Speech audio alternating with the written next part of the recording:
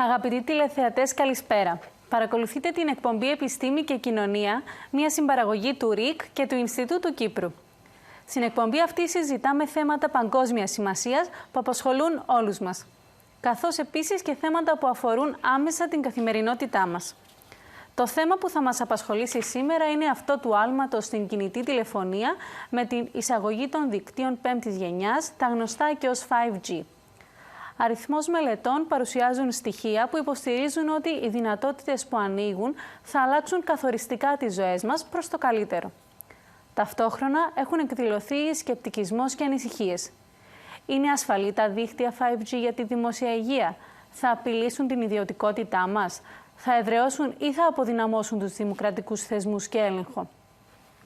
Σήμερα έχουμε την τιμή και τη χαρά να φιλοξενούμε στο στούντιο τον Υφυπουργό Έρευνας, Καινοτομίας και Ψηφιακής Πολιτικής, Κυριάκο Κόκκινο. Κύριε Κόκκινε, καλησπέρα. Καλησπέρα σας. Ευχαριστούμε για τον χρόνο σας. Παρακαλώ. Μέσω Skype αυτή τη φορά η Ευαγγελία Μήτρου, καθηγήτρια στο Πανεπιστημίο του Αιγαίου και πρόεδρος του Ινστιτούτου για την Ιδιωτικότητα, τα Προσωπικά Δεδομένα και την Τεχνολογία. Επίσης, μέσω Skype από τις Ηνωμένες Πολιτείες Αμερικής, από το Τεχνολογικό Ινστιτούτο της Μασαχουσέτης, το MIT, ο Μιχάλης Μπλέτσας, Διευθυντής Πληροφορικής στο Media Lab του MIT. Καλησπέρα σας. Καλησπέρα. Κύριε Παπα-Νικόλα, καλησπέρα και σε εσάς. Καλησπέρα. Ευχαριστούμε, καλώς ορίσατε. Ας δούμε ένα σύντομο βίντεο, το οποίο θα μας βοηθήσει να αποκτήσουμε μία πρώτη γεύση σχετικά με το θέμα. Θυμάστε όταν βίντεο σαν αυτό αργούσαν πάρα πολύ να φορτωθούν στο τηλέφωνό σας? Έπειτα τα κινητά και τα δίκτυα έγιναν γρηγορότερα και καλύτερα, και αναμένεται να γίνουν ακόμα πιο γρήγορα. Τον τελευταίο καιρό μπορεί να έχετε ακούσει πολλά πάνω στην τεχνολογία 5G, κινητή τηλεφωνία πέμπτης γενιάς, η οποία αναμένεται να προσφέρει ηλικιώδεις ταχύτητες συνδεσιμότητας. Βίντεο και ιστοσελίδες θα φορτώνονται αμέσως. Θα δούμε τι μπορείτε να περιμένετε όταν το δίκτυο 5G έρθει στο τηλέφωνό σας. Πρώτον, πόσο γρήγορο είναι. Καθώς το 5G εξελίσσεται, οι ταχύτητες λήψης εκτιμάται ότι θα είναι 100 έως και 1000 φορές πιο γρήγορες από το 4G. Θα κατεβάζετε μια ταινία HD σε λιγότερο από 1 δευτερόλεπτο. Δεύτερον, είναι κάτι που οι τεχνικοί αποκαλούν χαμηλός λανθάνοντας χρόνος. Είναι μια δραματική μείωση του χρόνου που χρειάζεται ώστε από το τηλέφωνό σας να ελέγξετε τη διαθεσιμότητα του δικτύου. Γιατί έχει σημασία αυτό? Ένας χειρουργός θα μπορούσε να χρησιμοποιήσει ένα ακουστικό εικονικής πραγματικότητας για να χειρουργήσει κάποιον σε άλλο μέρος του κόσμου. Αλλά υπάρχουν και μειονεκτήματα. Η εμβέλεια του 5G θα είναι πολύ μικρότερη σε σχέση με τους προκατόχους του, πράγμα που σημαίνει ότι χρειάζονται περισσότεροι πυλώνες κινητής τηλεφωνίας. Και τι γίνεται με τους κινδύνους για την υγεία? Αυτή η τεχνολογία είναι τόσο νέα που κανείς δεν ξέρει πραγματικά ποιοι είναι. Έπειτα υπάρχει ένα ζήτημα ασφάλειας. Περισσότερα δεδομένα σημαίνουν περισσότερο κίνδυνο? Το 5G θα κάνει ζητήματα όπως οι παραβιάσεις δεδομένων και η χορηγούμενη από το κράτος εποπτεία πολύ πιο εύκολα. Καθώς οι χώρες της Ευρωπαϊκής Ένωσης παλεύουν με την ιδέα της χρήσης 5G, το μεγάλο ερώτημα είναι αν η συνδεσιμότητα με ηλικιώδη ταχύτητα αξίζει σε σχέση με τους κινδύνους.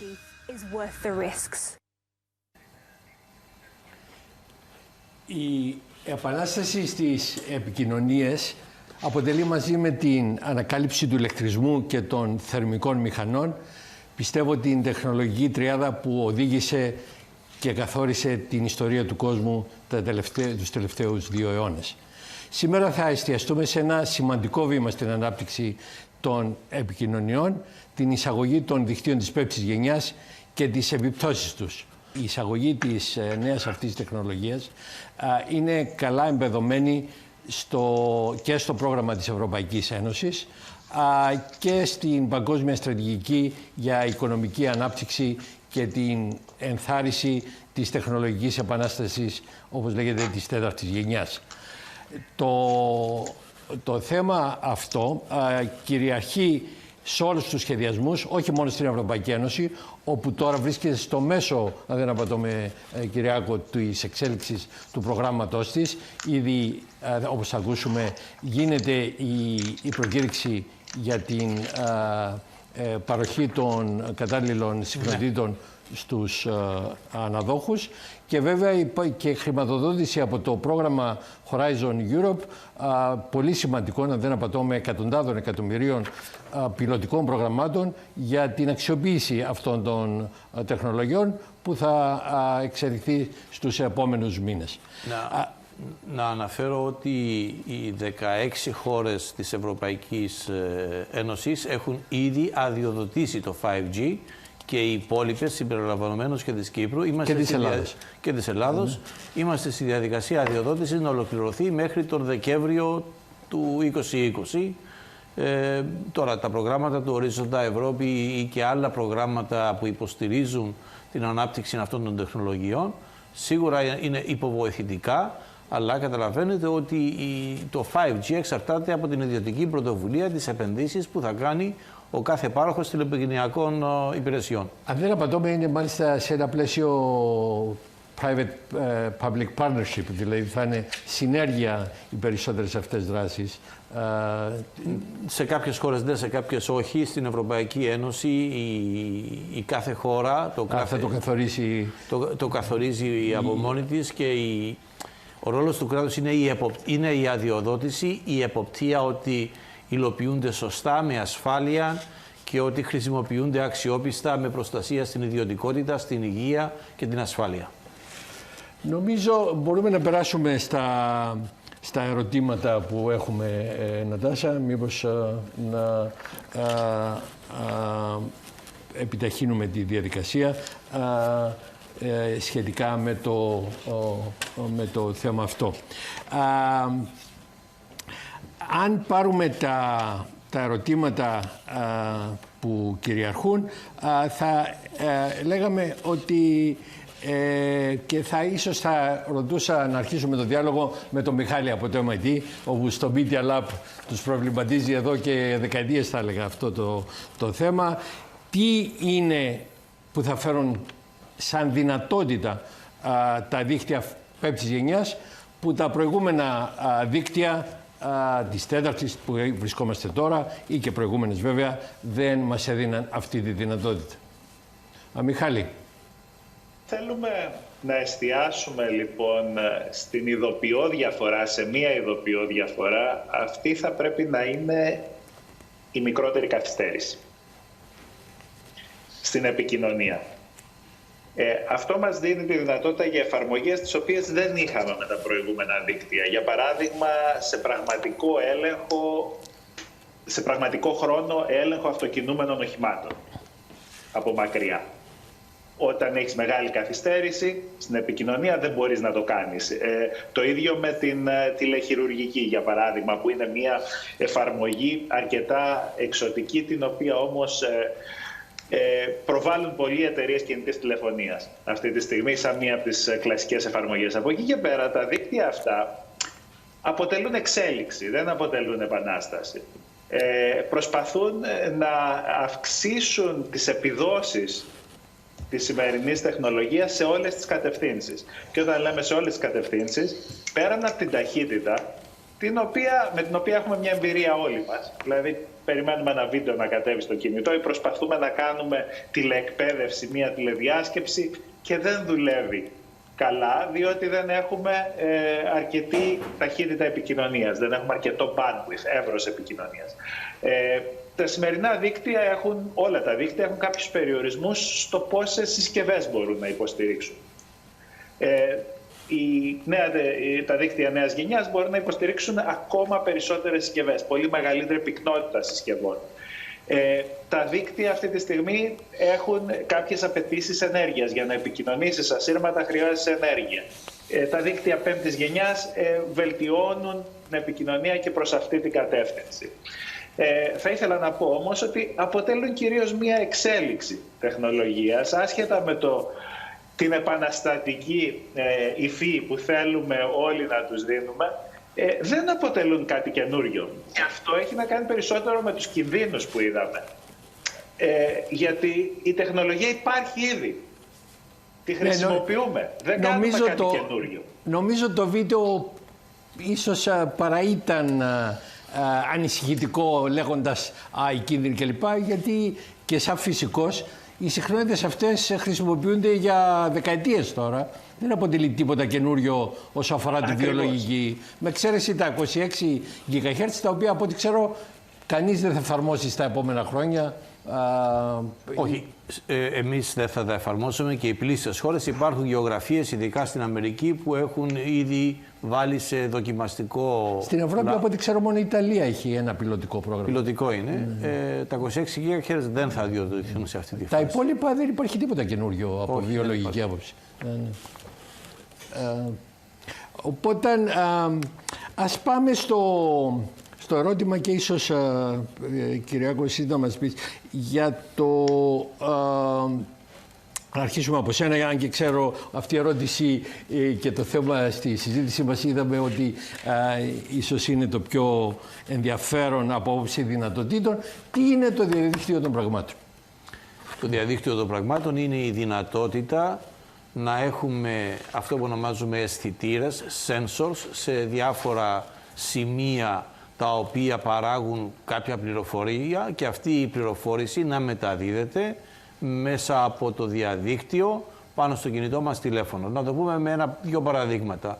Εάν για παράδειγμα μέσα σε ένα κοντέινερ το οποίο φέρνει τρόφιμα ή φάρμακα από μια χώρα, μπορώ να ελέγχω ανά πάσα στιγμή την θερμοκρασία, το που βρίσκεται το κοντέινερ κτλ. Στο σπίτι μας μπορώ να ελέγχω την κατάσταση ψήξης του ψυγείου μου ή αν ξεκίνησε το πλυντήριο ή το στεγνοτήρας του από το σπίτι. Σε ένα σύστημα ίδρευσης μπορώ να μετράω ανα πάσα στιγμή τις πιέσεις που έχουν μέσα οι αγωγοί, αν έχουν ευθορά η αγωγή ή οξύδωση που θα κάνω προληπτική συντήρηση.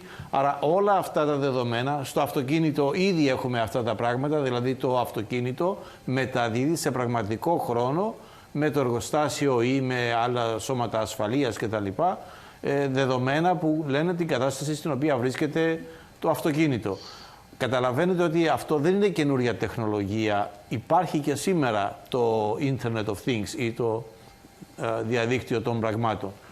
Η δυνατότητα που θα δώσει το 5G όμως, λόγω του πολύ πιο μεγάλου όγκου πλέον τέτοιων αισθητήρων που θα μπορούμε να βάλουμε, δίνονται άλλες δυνατότητες να σκεφτούμε για άλλου είδους υπηρεσίες, άλλου είδους χρήσης αυτής της τεχνολογίας και άλλους όγκους παραγωγής δεδομένων. Και ταυτόχρονα αυτό φυσικά δίνει και την πρόκληση να διαχειριστούμε με ασφάλεια όλα αυτά τα δεδομένα τα οποία παράγονται σε πραγματικό χρόνο και πρέπει να τα επεξεργαζόμαστε. Και γι' αυτό τον λόγο βλέπουμε σε μια διεθνή, αν θέλετε, τάση το να αναπτύξουμε και τις τεχνολογίες διαχείρισης των δεδομένων, αυτό που λέμε data sciences ή την επιστήμη των δεδομένων, και μπαίνουν στην ζωή μας καινούργια πράγματα, δημιουργούνται νέες θέσεις εργασίας, δημιουργείται νέο κεφάλαιο στον χώρο της πληροφορικής και όλα αυτά. Νομίζω όμως ότι και οι συνάδελφοι, οι φίλοι, ο Μιχάλης και η Λίλια μπορούν να επεκτείνουν πάνω σε αυτό. Σε αυτό μπορούν όλοι. Λίλια, ξέρω ότι σε απασχολεί πολύ αυτό το θέμα από όλες τις πλευρές, όχι μόνο τις τεχνολογικές, και πώς το δέχεται η κοινωνία και τι κινδύνους, όχι βιολογικούς, αλλά ίσως στους θεσμούς, γιατί αν ο κατασκευαστής αυτοκινήτων μπορεί να το παρακολουθεί, μπορεί να παρακολουθούν τις κινήσεις μας και το ψυγείο μας και τα φάρμακά μας και κάποιος μεγάλος προκλήσεις, αλλά δεν μπορούν αυτές οι προκλήσεις να είναι λόγος για να σταματήσουμε την εξέλιξη. Και ποτέ δεν υπήρξαν, αν και πάντα υπήρξαν ανησυχίες. Λίλιαν, νομίζω θέλουμε να σε ακούσουμε σε αυτό το θέμα. Καλησπέρα. Καταρχήν, οι ανησυχίες δεν είναι κάτι καινούριο. Πάντα υπήρχαν ανησυχίες και είναι λογικό να υπάρχουν ανησυχίες κάθε φορά που μια τεχνολογία φαίνεται να είναι τελείως καινούρια και πρωτόγνωρη. Δεν είναι. Νομίζω ο Μιχάλης Μπλέτσας ήταν σαφής σε αυτό. Είναι μια εξέλιξη. Και δεν είναι η πρώτη εξέλιξη. Αυτή τη στιγμή τα ζητήματα αυτά έρχονται και συναντούν τη συζήτηση για την τεχνητή νοημοσύνη, για το τι σημαίνει αυτό, για τις καθημερινές χρήσεις, και νομίζω ότι το παράδειγμα των αυτοκινήτων που χρησιμοποιήθηκαν είναι πάρα πολύ χρήσιμο. Τι είναι στην ουσία, και κάπως έτσι πρέπει να το δούμε και από την πλευρά των δικαιωμάτων, τι είναι το 5G. Είναι σαν να έχουμε γρηγορότερα αυτοκίνητα, σαν έναν αποτελεσματικότερο αυτοκινητόδρομο με περισσότερες λωρίδες, ας το πω έτσι. Όπως και στα αυτοκίνητα, αν χρησιμοποιήσουμε ένα αυτοκίνητο, και εδώ να πούμε δεν είναι μόνο θέμα ενός κοντέινερ, οι φορετές συσκευές που έχουμε, τα smart ρολόγια ή τα smart τηλέφωνα ή η μέτρηση των βημάτων που κάνουμε στην ουσία έχουν κάποια τέτοια διάσταση. Ο λεγόμενος ποσοτικοποιημένος εαυτός είναι κάτι πολύ γνωστό σε όλους, ακόμη και αν δεν το συνειδητοποιούν. Έχουμε λοιπόν, όπως θα ρωτούσαμε λοιπόν, αν ένα γρήγορο αυτοκίνητο τι δυνατότητες έχει, αν έχει φρένα, τι πληροφορία μεταδίδει, αντίστοιχα πρέπει να σκεφτεί κανείς και σε σχέση με το 5G. Παραδείγματος χάρη υπάρχει μια ανησυχία ότι το 5G, για να δούμε ότι αυτές οι ανησυχίες καμιά φορά δεν έχουν αντίκρισμα στην ίδια την τεχνολογία. Υπάρχει μια ανησυχία ότι το 5G θα επιτρέπει τον εντοπισμό της θέσης μιας συσκευής και άρα τον εντοπισμό της θέσης του προσώπου. Το οποίο δεν ισχύει όμως, γιατί τελικά τα συστήματα GPS ή τα συστήματα Galileo, ας πούμε, επιτρέπουν με μεγαλύτερη ακρίβεια τον εντοπισμό της θέσης. Άρα δεν είναι ακριβώς καινούργιοι οι κίνδυνοι. Τώρα, το διαδίκτυο των πραγμάτων βεβαίως επιτρέπει τη συλλογή πληροφορίας και αυτό με την ταχύτητα 5G θα γίνει μεγαλύτερη, εντονότερο, την συλλογή πληροφορίας από τα άτομα, το διαμοιρασμό αυτής της πληροφορίας, συχνά από τα ίδια τα άτομα. Άρα έχουμε θέματα να αντιμετωπίσουμε, αλλά δεν είναι καινοφανή θέματα. Είναι θέματα που τα έχει αντιμετωπίσει και το δίκαιο και η πολιτεία και η δημόσια συζήτηση ήδη. Βέβαια, το θέμα του φόβου της καινοτομίας στην τεχνολογία μου θυμίζει όταν εισήχθηκαν τα τρένα στην Αγγλία, τα μέσα του 19ου αιώνα, υπήρχαν διάφορα άρθρα που έλεγαν ότι είναι επικίνδυνα για τους ανθρώπους, γιατί ο ανθρώπινος σκελετός δεν έχει προσαρμοστεί στους κραδασμούς που προκαλεί το τρένο και υπήρχε πολλή αντίδραση μήπως έχει βιολογικά επιπτώσεις στο να κυκλοφορείς με τρένο. Ναι. Πάντως είναι πολύ ενδιαφέρον. Οι ανθρώπινες συνήθειες έχουν προσαρμοστεί πάρα πολύ σε αυτό που λέμε ακόμη και διαδίκτυο των πραγμάτων, αγνοώντας πολλές φορές και μερικές φορές και συνειδητά τους κινδύνους που μπορεί να υπάρχουν, έτσι, και χωρίς να επιδιώκει κανείς να ενημερωθεί για τους κινδύνους αυτούς, τους υπαρκτούς, ώστε να είναι σε θέση να τους αντιμετωπίσει. Βέβαια, σε αυτό το θέμα δεχτήκαμε και πάρα πολλές ερωτήσεις. Ναι. Ακούσαμε πριν για εξέλιξη και όχι επανάσταση, για sensors, για πιο πολλές συσκευές κτλ. Κύριε Κόκκινε, μπορούν τα κυπριακά ιδρύματα και εταιρείες να συνεισφέρουν στην ανάπτυξη αυτών των τεχνολογιών? Μα ήδη συνεισφέρουν. Καταρχήν να πω ότι έχουμε στην Κύπρο, και όχι μόνο στην Κύπρο, και Κύπριους και Έλληνες οι οποίοι διαπρέπουν στο εξωτερικό, οι οποίοι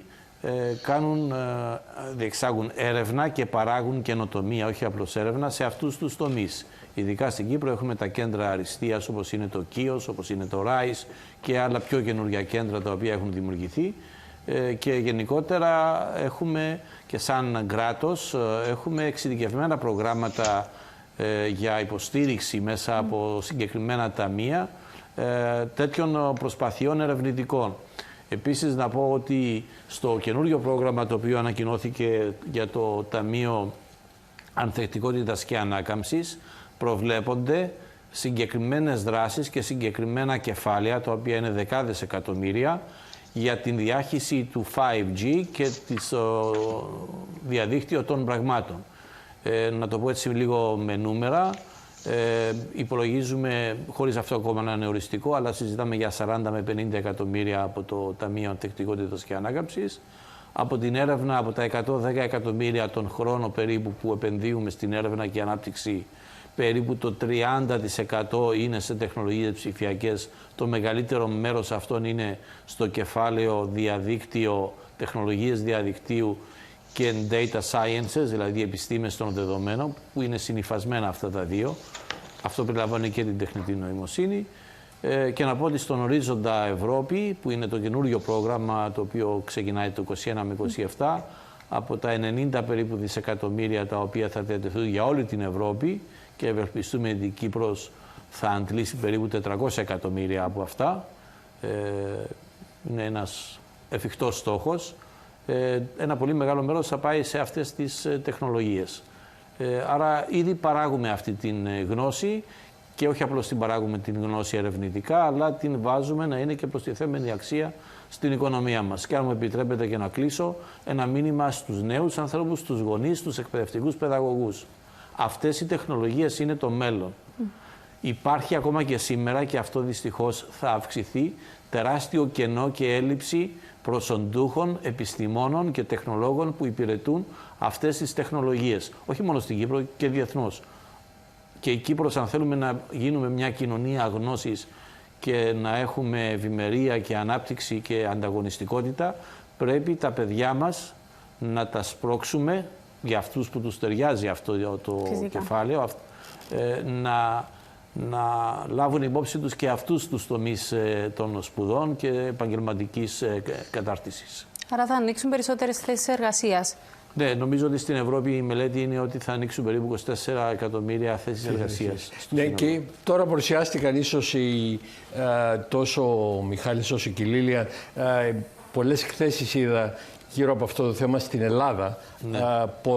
Και το μέχρι προβλέπουν, από ό,τι είδα, αύξηση του ΑΕΠ κατά 1,4% νομίζω σαν αποτέλεσμα. Αλλά ίσως να μας τα πείτε εσείς, Μιχάλη και Λίλια, που το παρακολουθείτε πιο στενά. Τι γίνεται γύρω από αυτό το θέμα των οικονομικών επιπτώσεων στην Ελλάδα. Λίλια. Ναι. Η αλήθεια είναι ότι υπάρχουν πρόσφατες εκθέσεις και η αλήθεια είναι ότι επενδύει κανείς σε αυτό αυτή τη στιγμή.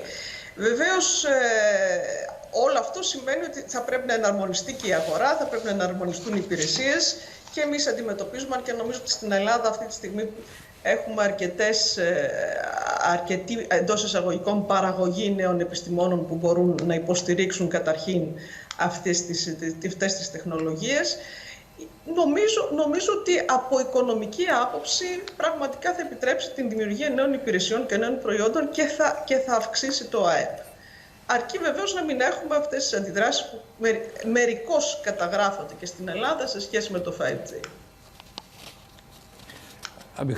Εγώ θα ήθελα να συμπληρώσω ότι αυτές οι τεχνολογίες δρούν ενισχυτικά.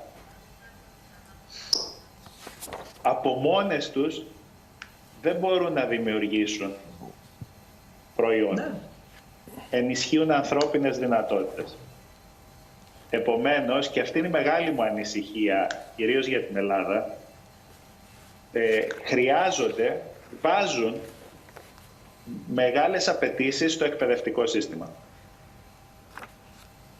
Και για μένα προσωπικά το θέμα της Ελλάδας αυτή τη στιγμή, το κύριο θέμα της Ελλάδας, είναι η ποιότητα του εκπαιδευτικού της συστήματος, η οποία δεν ακολουθεί τις απαιτήσεις της 4ης βιομηχανικής επανάστασης.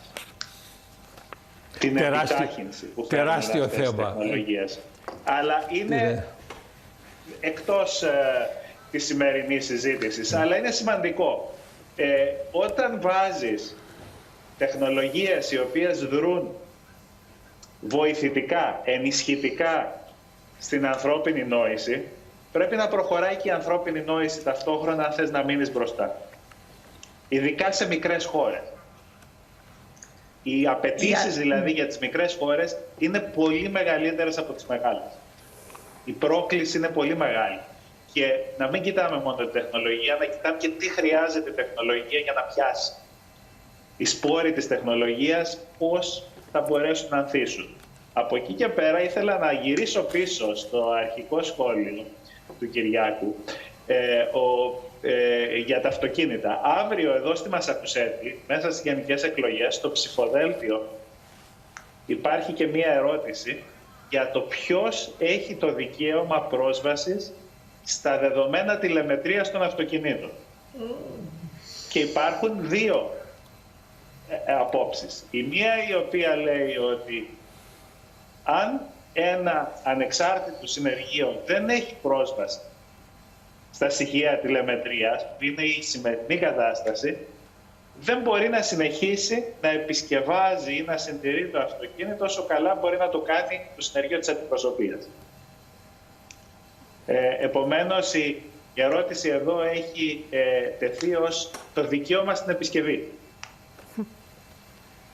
Και ο αντίλογος είναι προφανώς ότι από τη στιγμή που εσύ έχεις πρόσβαση σε αυτά τα δεδομένα, ξέρεις που είναι ο άλλος, που πήγε, που έκατσε, οπουδήποτε, το οποίο μπορείς να το βρεις και από πολλές άλλες πηγές, προφανώς, αλλά όντως τίθεται ένα θέμα πιθανής παραβίασης στην ιδιωτικότητα κτλ.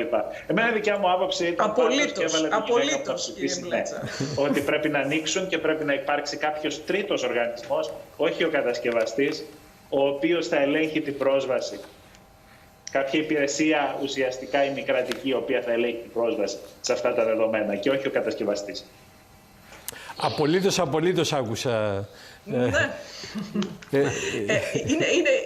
Δεν το ήξερα, δεν ήξερα αυτή την πτυχή, να πω την αλήθεια, των αμερικανικών ερωτημάτων.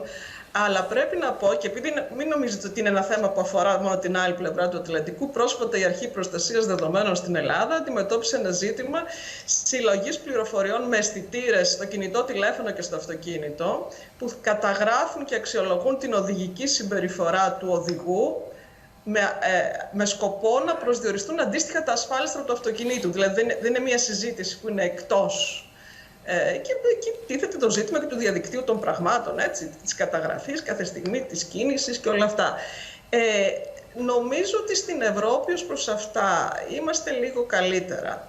Είμαστε λίγο καλύτερα γιατί αυτή η τρίτη οντότητα στην οποία αναφέρει και ο κ. Βλέτσας, που θα έπρεπε να ελέγχει ποιος έχει πρόσβαση, υπό μία έννοια υπάρχει, γιατί έχουμε υποχρεωτικούς κανόνες για το ποιος δικαιούται να έχει πρόσβαση σε τέτοιες πληροφορίες, με ποια διαδικασία, πώς ελέγχεται σε αυτό, και προβλέπονται μάλιστα και υψηλότατα πρόστιμα, και ισχύει και για την Κύπρο φυσικά αυτό, έτσι, είναι και ευρωπαϊκός κανονισμός. Προβλέπονται υψηλότατα πρόστιμα αν κάποιος αποκτήσει πρόσβαση στα στοιχεία της τηλεμετρίας του αυτοκινήτου σου και δεν τα χρησιμοποιήσει μόνο για την επισκευή, αλλά τα χρησιμοποιήσει για να τα δώσει και σε μια διαφημιστική εταιρεία. Οπότε νομίζω ότι ως προς αυτή την άποψη είμαστε καλύτερα. Βεβαίως και στις ΗΠΑ δεν είναι αυτονόητα αυτά τα πράγματα. Τώρα, για να μην μπλέξουμε βεβαίως τους τηλεθεατές σε αυτά, υπάρχουν αποφάσεις ακόμα και του Supreme Court, του Ανώτατου Δικαστηρίου, που λένε ότι η εγκατάσταση τέτοιου συστήματος παραβιάζει την ιδιωτικότητα ακόμη και αν είναι στο αυτοκίνητο. Άρα θα πρέπει να είναι σε πλήρη γνώση ο οδηγός των δυνατοτήτων που παράγει ένα τέτοιο σύστημα και να έχει συμφωνήσει σε αυτό το πράγμα και να είναι σε θέση να το ελέγξει. Ανοίγει το κουτί της Πανδώρας βέβαια αυτά τα ερωτήματα. Θα πω ένα ερώτημα που δεν θα το απαντήσουμε, αλλά ας υποθέσουμε ότι και είναι δυνατή η τεχνολογία να διαπιστώσει κανείς αν ο οδηγός είναι μεθυσμένος από τις κινήσεις που κάνει. Υπάρχει αυτό. Δεν θα πρέπει να επέμβει η αστυνομία να το σταματήσει πριν σκοτώσει κάποιον? Δεν θα το απαντήσουμε, αλλά ανοίγουν όλα αυτά τα ερωτήματα: πού σταματάει η ιδιωτικότητα και πού προστατεύει στην κοινωνία. Νομίζω όμως ότι θα πρέπει να περάσουμε στην... Όμως, Κώστα, να πούμε το εξής, για να πάρουμε πίσω τη συζήτηση στο 5G. Γιατί μιλάμε για όλα αυτά τα παραδείγματα? Γιατί το 5G από μόνο του, ως τεχνολογία εξελικτική και όχι επαναστατική τεχνολογία, διότι είναι μεταξέλιξη του 4G, δίνει την δυνατότητα παραγωγής πολύ περισσότερων δεδομένων. Οπότε βάζουμε μπροστά μας νέες προκλήσεις. Στον κόσμο του επιχειρήν υπάρχουν τρεις μορφές κεφαλαίου. Είναι τα οικονομικά κεφάλαια, πόσα λεφτά έχει μια επιχείρηση, το ανθρώπινο κεφάλαιο, και τώρα μπήκε στη ζωή μας τα δεδομένα ως μία μορφή κεφαλαίου. Διότι αυτός ο οποίος έχει τα δεδομένα, και εδώ θα γίνονται οι πόλεμοι πλέον των επιχειρήσεων, για να μην πούμε και πολέμοι των εθνών, είναι ποιος ελέγχει τα δεδομένα. Έχουν αυξητική σημασία τα δεδομένα λόγω των δυνατοτήτων της τεχνολογίας.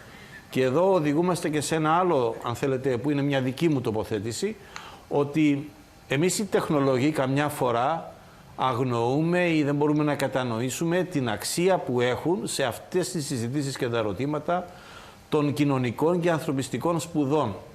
Και επειδή αυτά τα διλήμματα που τίθενται μπροστά μας δεν είναι απλώς τεχνολογικά, είναι υπαρξιακά, κοινωνικά και κοινωνικο-οικονομικά, εδώ οι μελέτες και οι επιστήμες πρέπει να συνεργαστούν για να δώσουν τις απαντήσεις που πρέπει να δώσουν σε αυτά τα ζητήματα, και στα προγράμματα τα οποία σχεδιάζουμε σαν Κύπρος έχουμε στοχεύσει να υπάρχει συνεργασία στοχευμένη μεταξύ των ανθρώπων που είναι οι τεχνολόγοι και των επιστημών των ανθρωπιστικών σπουδών, που είναι πάρα πολύ σημαντικά, γιατί έτσι πρέπει να προσεγγίζουμε τα θέματα. Να βάλουμε μία άνω τελεία, γιατί πρέπει να περάσουμε σε σύντομο διάλειμμα και επιστρέφουμε.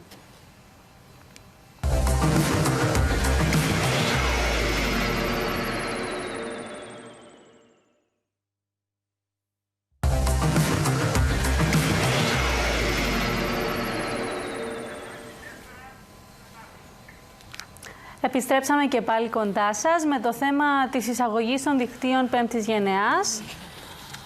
Συζητούσαμε πριν με τον κύριο Κόκκινο για θέματα στην Κύπρο. Κύριε Παπα-Νικόλα, μέχρι τώρα η συζήτηση απαντά σε ένα μεγάλο βαθμό τα ερωτήματα του κοινού που έχουμε συγκεντρώσει. Να περάσουμε, θα έλεγα, στο άλλο μεγάλο κεφάλαιο που συμφωνήσαμε να συζητήσουμε και το θέμα των φόβων που αυτή η νέα τεχνολογία, η εξέλιξη της υπαρκτής τεχνολογίας. Να παρακαλέσω τη Λίλιαν να αρχίσει τη συζήτηση, να σχολιάσει κάποια φαινόμενα φοβίας, μη κοινωνικής αποδοχής από κάποια στρώματα που έχουν εκδηλωθεί παγκόσμια, αλλά και στην Κύπρο και στην Ελλάδα. Δηλαδή, στην Κύπρο είναι από τις λίγες χώρες που είχαμε και κάψιμο κεραιών τέταρτης γενιάς, βέβαια, γιατί η πέμπτη γενιά δεν είχε έρθει ακόμη. Αλλά εντάξει, εδώ δεν πρωτοτυπήσαμε, σε όλες τις χώρες συμβαίνει. Ναι, η φοβία στην είναι Ελλάδα παγκόσμια. δεν έχω υπόψη μου κάψιμο κεραιών. Έχω υπόψη μου όμως, και ξέρετε, αποτέλεσε και αντικείμενο σχολιασμού ευρύτερου, το Δημοτικό Συμβούλιο μιας πόλης της Πελοποννήσου που δήλωσε ότι δεν πρόκειται να εγκαταστήσει κεραίες 5G γιατί αποτελεί κίνδυνο για την υγεία του πληθυσμού, χωρίς καμία αιτιολόγηση βεβαίως. Κοιτάξτε να δείτε, νομίζω ότι εδώ πέρα ζούμε ένα φαινόμενο που το ζούμε και σε άλλα πράγματα. Το ζούμε, ελπίζω να μην το ζείτε με την ίδια ένταση στην Κύπρο και με το θέμα του κορονοϊού, με την δημιουργία κάποιων αντιδράσεων χωρίς να έχουν απαραίτητα ένα αίρισμα κάποιων φόβων. Οι άνθρωποι φοβούνται ή ζωγραφίζουν ένα φόβο απέναντι σε κάτι που τους φαίνεται καινούριο και μη ελεγχόμενο. Λέω ότι ζωγραφίζουν ένα φόβο και επηρεάζονται πάρα πολύ βεβαίως και από τις αντίστοιχες εκστρατείες στα θέματα κοινωνικής δικτύωσης και τους αρέσει να ζωγραφίσουν και ένα διάβολο που φοβούνται κάθε φορά. Να σας πω κάτι που ελπίζω ότι δεν το ζήσετε στην Κύπρο. Στην Ελλάδα είχαμε θέμα με την προστασία δεδομένων, ακριβώς το προστατευτικό πλαίσιο για τα δικαιώματα και τις προσωπικές πληροφορίες και τα προσωπικά δεδομένα. Υπήρξε ένα σχετικά μεγάλο μέρος της κοινής γνώμης που θεωρούσε ότι αυτή η προστατευτική νομοθεσία ακριβώς ήταν συνώνυμη με το 666, με κάτι διαβολικό. Οπότε αντίστοιχα μη ορθολογικές αντιδράσεις έχουμε και τώρα. Βεβαίως έχουν ένα αίρεσμα και στα θέματα υγείας, χωρίς πάλι να υπάρχει η επίκληση κάποιων συγκεκριμένων στοιχείων γι' αυτό. Δεν μου κάνει εντύπωση. Είναι κάτι το οποίο αρχίζει γενομένης από τους Λουδίτες ή από το παράδειγμα που αναφέρατε προηγουμένως για τα τρένα και το σιδηρόδρομο. Είναι κάτι που ένα μέρος των ανθρώπων το φοβίζει. Βέβαια, μπορεί να δούμε τους ίδιους αυτούς τους ανθρώπους και αναφέρθηκε ο Υπουργός και στο θέμα της ταχύτητας και το θέμα της διάθεσης περισσότερων δεδομένων. Οι ίδιοι ακριβώς άνθρωποι μπορεί να είναι αυτοί οι οποίοι, αφού εκφράσουν όλο αυτό το φόβο, μπορεί μετά να πάνε να διαθέσουν όλα τα δεδομένα τους στο Facebook ή σε ένα άλλο κοινωνικό δίκτυο με μια μεγάλη άνεση και χωρίς να σκεφτούν τίποτα από τους κινδύνους που μπορεί να συνεπάγεται αυτή η διάθεση. Δεν ξέρω, Μιχάλη, σε βλέπω να χαμογελάς κάτι. Χαμογελάω διότι καταρχήν πρέπει να σας πω ότι συνομιλείτε με αντιπρόσωπο του σατανά στη γη, διότι το τηλέφωνο μου τελειώνει σε 666. Σκέφτηκα να το ανέφερα, αλλά... Το σκέφτηκα κι εγώ, είπα να μην το πω, αλλά το πες εσύ. Όχι, το λέμε. Μετά από αυτό δεν φέρω καμία ευθύνη. Γιατί Ακριβώς. πόσα τηλέφωνα θα δεχτείς. Ακριβώς. Από εκεί και πέρα, επειδή μιλάμε για την Κύπρο, η οποία έχει την πρωτοπορία στην πάλι ενάντια στις ραδιοσυχνότητες, έχοντας απαγορεύσει τα δίκτυα Wi-Fi από τα δημοτικά σχολεία, ουσιαστικά αφαιρώντας από τα παιδιά τη δυνατότητα της χρήσης ταμπλετών στα σχολεία. ας γυρίσουμε στην Ελλάδα, στην οποία πάρα πολλοί δήμαρχοι έκαναν καριέρα ξυλώνοντας κεραίας.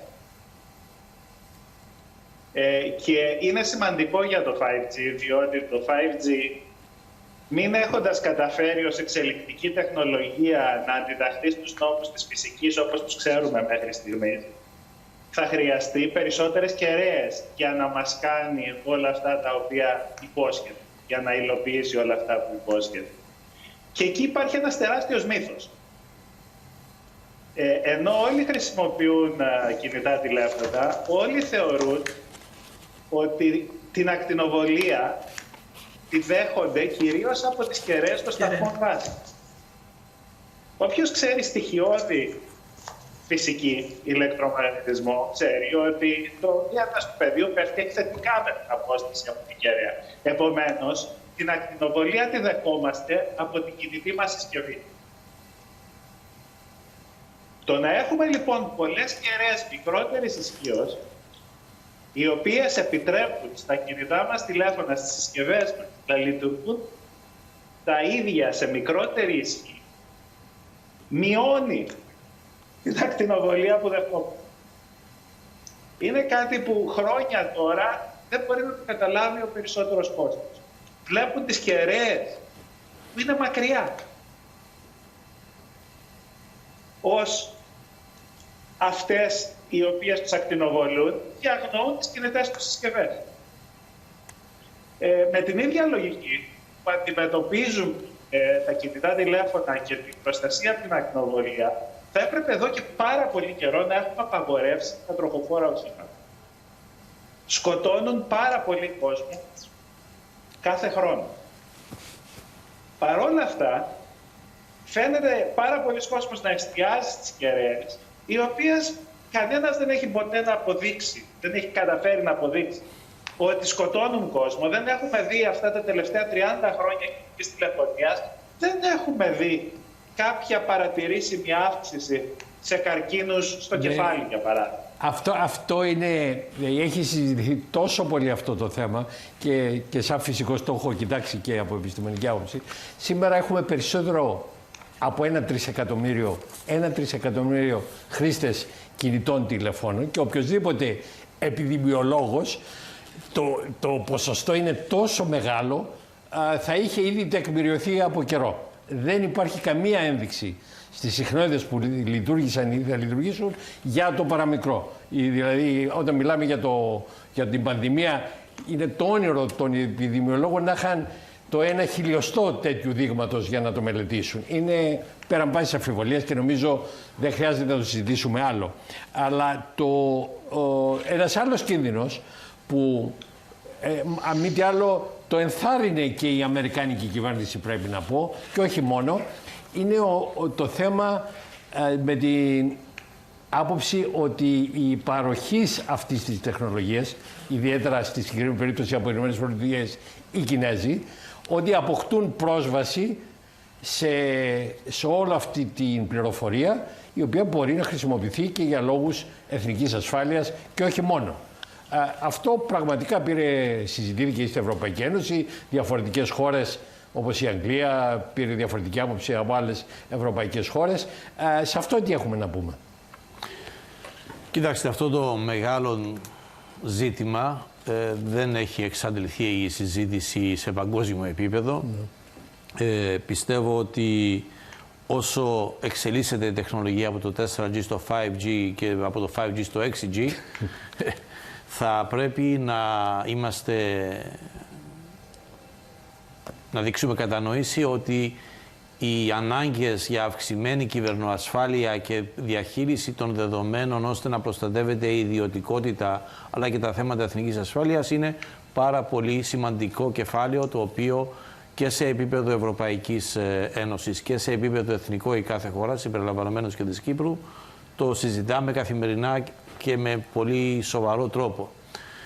Η Ευρωπαϊκή Ένωση έχει φτιάξει αυτό που ονομάζεται η εργαλειοθήκη ασφάλειας για το 5G, το EU Toolbox όπως ονομάζεται, που είναι οι κατευθυντήριες γραμμές με ποιο τρόπο αξιολογείς τους παρόχους ή τους κατασκευαστές που θα αναπτύξουν αυτές τις τεχνολογίες, πώς διασφαλίζεις πριν την υλοποίηση του κάθε δικτύου μέσα από ανεξάρτητες πιστοποιήσεις ότι είναι συμβατά αυτά τα οποία θα υλοποιηθούν με τις κωδικούς, τις πρόνοιες ασφάλειας τις οποίες έχουμε καθορίσει, και μετά πώς διασφαλίζεις όταν υλοποιηθεί αυτή η ασφάλεια, όταν υλοποιηθεί το 5G, πώς μετράς με συστηματικό τρόπο και να διασφαλίζεις ότι αυτά τα συστήματα λειτουργούν με ασφάλεια. Μέσα σε αυτή την εργαλειοθήκη υπάρχει μια πλούσια σειρά εργαλείων που είναι κανονισμοί, είναι τεχνολογικές παρεμβάσεις ή και μετρήσεις ή και πρότυπα τα οποία θα πρέπει ο κάθε πάροχος ή ο κάθε κατασκευαστής να είναι συμβατός με αυτά, και δεν μπορεί να αδειοδοτήσει ένα κράτος μέλος της Ευρωπαϊκής Ένωσης να αδειοδοτήσει κάποιον ο οποίος δεν είναι συμβατός με αυτά τα πρότυπα. Ανεξάρτητα από το, εμείς σαν Ευρωπαϊκή Ένωση δεν έχουμε αποκλείσει είτε χώρες είτε κατασκευαστές, αλλά έχουμε πολύ αυστηρά κριτήρια τι είδους τεχνολογίες θα υιοθετήσουμε. Κάποιες γεωγραφίες, όπως είναι για παράδειγμα το Ηνωμένο Βασίλειο, έχουν αποκλείσει κατασκευαστές από την Κίνα. Νομίζω ότι και η Σουηδία πριν μια εβδομάδα ανακοίνωσε κάτι αντίστοιχο. Όμως η Ευρωπαϊκή Εργαλειοθήκη δεν είναι πάνω σε αυτή τη γραμμή που κινείται πάνω σε πολύ αυστηρά πρότυπα, και αν κάποιος αποκλείεται επειδή δεν είναι συμβατός με τα υψηλά πρότυπα ασφάλειας τα οποία έχεις καθορίσει, και όχι επειδή είναι ο κατασκευαστής Α ή Β ή προέρχεται από τη χώρα Α ή Β. Σε αυτό θέλω να είμαι πάρα πολύ ξεκάθαρος. Νομίζω είναι ενδιαφέρουσα η άποψη που υιοθέτησε, το ανέφερε τις προάλλες ο Μιχάλης, η Γαλλία γύρω από αυτό το θέμα, που είναι μια εντελώς διαφορετική προσέγγιση. Ίσως, Μιχάλη, να μας πεις δύο λόγια για αυτή την προσέγγιση της Γαλλίας γύρω από αυτά τους κινδύνους. Κοιτάξτε, Κώστα, θα γυρίσω λίγο πιο πίσω και θα πω ότι προφανώς όσο περισσότερο βασιζόμαστε στα δίκτυα επικοινωνιών, τα οποία ενοποιούνται όλο και περισσότερο, διότι οι επενδύσεις που χρειάζονται είναι τεράστιες και δεν μπορούμε να έχουμε πάρα πολλά από αυτά, είναι προφανές ότι το ζήτημα της ασφάλειας φεύγει από το θεωρητικό επίπεδο. Επίσης, καθώς τα δίκτυα αυτά γίνονται όλο και πιο περίπλοκα, είναι δύσκολο για τους παρόχους να μην βασίζονται όλο και περισσότερο στους κατασκευαστές του εξοπλισμού. Επομένως, υπάρχει ένα θεωρητικό αυτή τη στιγμή θέμα, αλλά στην Ευρωπαϊκή Ένωση και στις ΗΠΑ δεν μπορεί η κυβέρνηση να αναγκάσει τον κατασκευαστή να βάλει πίσω πόρτες στον εκτοπισμό. Στην Κίνα μπορεί, από τον νόμο. Εκεί πατάνε οι Αμερικανοί και έχουν ξεκινήσει αυτή την προσέγγιση. Είναι μεγαλύτερο το ζήτημα γεωπολιτικό, είναι ένα θέμα το οποίο προς το παρόν είναι θεωρητικό, αλλά μπορεί εύκολα να γίνει πραγματικό. Απ' την άλλη, κανένας πάροχος δεν πρέπει να βασίζεται αποκλειστικά και μόνο στην κατασκευαστική ιστορία.